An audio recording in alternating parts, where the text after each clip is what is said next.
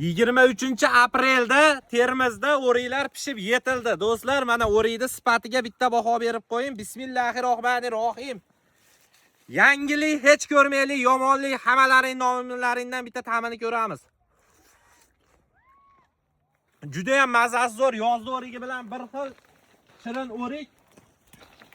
O'rikning navi haqida, chidamliligi haqida hozir sizlarga to'liq ma'lumotni Nodirbek akamizdan olamiz. Nodirbek aka, o'rik qanaqa nav? Yaxshi moslashdimi Termiz iqlimiga? Termiz iqlimiga 2022-yil ekilgan bo'lsa, hozirga qadar juda yaxshi moslashib keldi. Yildan yilga hosildorligi ham, daraxtning o'zini o'zi o'sishi, yangi shox chiqarib, sifatini yaxshilash ham nihoyatda yaxshi. Ko'rsangiz bo'ladi, uchidan to pastigacha faqat meva.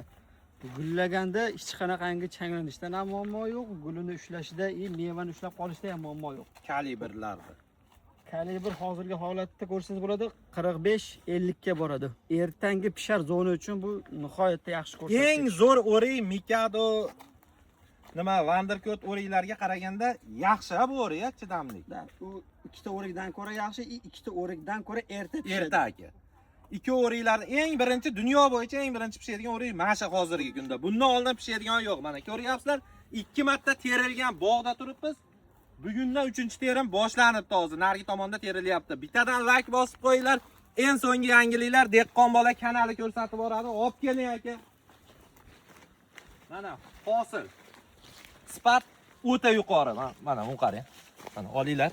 Manzara nima deyapti? Bugun 23-aprelda do'stlar.